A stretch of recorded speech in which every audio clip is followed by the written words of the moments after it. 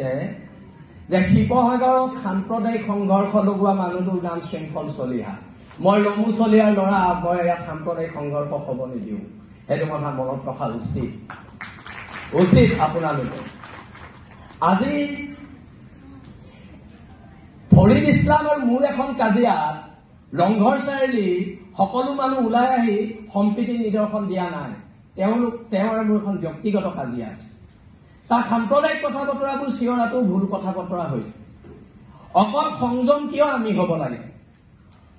মই যোনদিনালৈকে হিন্দু বাংলাদেশীৰ বিৰোধ কৰি আছিলো, যোনদিনালৈকে মই অনা অসমীয়া শ্ৰেণীটোৰ বিৰোধ কৰি ৰাজপথত আন্দোলন কৰি আছিলো, শৃংখল তেতিয়া প্ৰচণ্ড জাতীয়তাবাদী ল'ৰা।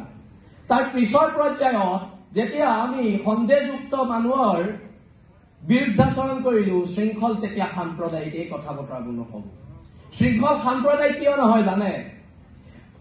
মই সেইদিনা গুৱাহাটীলৈ যোৱাৰ আগত মোৰ স্কুলীয়া বন্ধু ৰিয়াজৰ খুব গা বেয়া।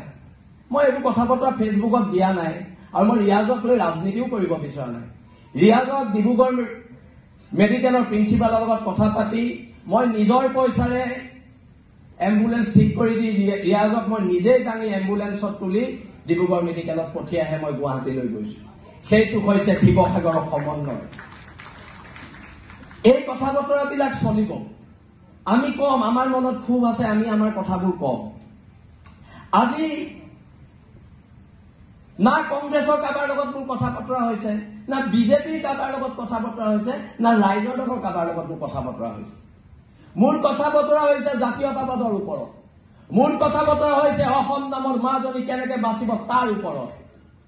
এতিয়া খংবিলাক অকল বেলেগৰে আছে নেকি? আজি মনিৰুল ইছলাম বৰাক আপোনালোকে সোধক শৃংখল চলিয়া ঘৰ কেনেকে চলে। আজি যদি শিৱসাগৰ বিধায়কজনে কয় মই হিমন্ত বিশ্ব শৰ্মাৰ পৰা পইচা লৈছো, নিশ্চয়কৈ মোৰ ঘৰৰ মানুহৰ গাত লাগিব, মোৰ গাত লাগিব। শৃংখলে আজি এতিয়া কৈছে, শৃংখলে শিৱসাগৰত হিমন্ত বিশ্বৰ পৰা পইচা লৈ অসমৰ ইতিহাসৰ আটাইতকৈ কলংকিত মানুহজনক MLA বনাব লাগিছে। মই MLA বনাব পাৰিম নেকি? শিৱসাগৰ ৰাইজে MLA বনাব। মই পাৰিম নেকি কাৰোবাক MLA বনাবলৈ? আমি কাৰোবাক সমৰ্থন কৰিব পাৰিম, MLA বনাব নোৱাৰো নহয়। ইয়াত 1,20,000 30,000 ভোট আছে, সেই মানুহখিনিয়ে ডিচিশ্যন ল'ব। বাৰে বাৰে মোক যদি কৈ থাকে বিজেপিৰ দালাল, মোৰ তাত আপত্তি আছে। শৃংখল চলিয়াই বিজেপিও নকৰে, কংগ্ৰেছো নকৰে। আমি জাতীয়তাবাদৰ কেঁচা তেজ খাই ইয়াত আছো। আমি ধৰ্মৰ আফিম খাই বহি থকা নাই। না মই হিন্দু, না মই মুছলমান, মই অসমৰ খিলঞ্জীয়া স্বাভিমানী অসমীয়া। সেইটো কথা সকলোৱে মনত ৰখা উচিত, যিসকলে আমাক এই ধৰণৰ কথা বতৰাবোৰ কৈ আছে। আজি প্ৰত্যেকটো ক্ষেত্ৰতে আজি এটা অভিযোগ আনিছে শিৱসাগৰ বিধায়কে যে শৃংখলে হিমন্ত বিশ্ব শৰ্মাৰ পৰা পইচা লৈ শিৱসাগৰত হিন্দু মুছলিম লগাবলৈ চেষ্টা কৰিছে। এনেধৰণৰ কথা বতৰাবিলাক গৰিহণাৰ যোগ্য হয় নে নহয়, ইয়াত বহি থকা ৰাইজে বিচাৰ কৰিব। মই বিচাৰ নকৰো, এইটো আপোনালোকে বিচাৰ কৰিব। কিন্তু যিটো মানুহে আজিলৈকে হিমন্ত বিশ্বৰ চাহটোকে গছকি পোৱা নাই, সেই মানুহটোক হিমন্ত বিশ্বৰ এজেণ্ট আখ্যা দিছে।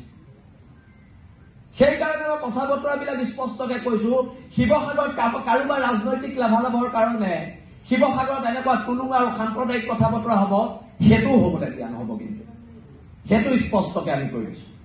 কোনোবা MLA হ'ব, কোনোবা মন্ত্ৰী হ'ব, আৰু তাৰ কাৰণে এনেকুৱা ধৰণৰ কথা বতৰাবিলাক ইয়াত কৈ থাকিব, হ'ব জানো? সেই কথা বতৰাবিলাকো কিন্তু নহ'ব। ইয়াত জ্যেষ্ঠসকল আছে। মই ইয়াত ৰায় দিবলৈ কোনো নহয়, ৰায় জ্যেষ্ঠসকলে দিব। মই এজন ক্ষুদ্ৰ মানুহ, মই ইয়াত ৰায় দিয়াৰ মোৰ কোনো অধিকাৰ নাই। সকলো মোতকে প্ৰায়খিনি মানুহে জ্যেষ্ঠ, তেওঁলোকে ৰায় দিব। কোন সাম্প্ৰদায়িক হয়, কোন সাম্প্ৰদায়িক নহয়, এই কথা বতৰাবোৰ তেওঁলোকে ৰায় দিব। আজি যদি বাংলাদেশী খেদিবলৈ যাওঁতে, সন্দেহযুক্ত মানুহখিনিক খেদিবলৈ যাওঁতে এজন মানুহে থিয় হৈ কয় মই নিদিওঁ ইয়াৰ পৰা যাবলৈ, বাংলাদেশী হলেও থাকিব লাগিব, তেতিয়া সম্প্ৰীতিবিলাক কোনে নষ্ট কৰিছে? সম্প্ৰীতিবোৰ তেতিয়া কোনে নষ্ট কৰিছে?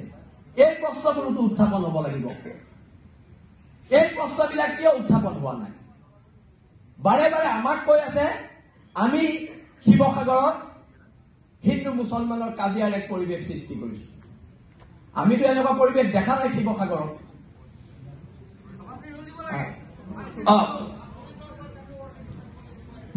আৰু অনাগত দিনত এখন ঐক্যবদ্ধ সংগ্ৰামেৰে জাতি বাতি ভেটিৰ স্বাৰ্থত আমি সকলো খিলঞ্জীয়া মানুহ একত্ৰিত হ'ব লাগিব আৰু খিলঞ্জীয়া মানুহ একত্ৰিত হৈ চাউলুং চুকাফাৰ আদৰ্শৰে যি চাউলুং চুকাফাই সাংস্কৃতিক জাতীয়তা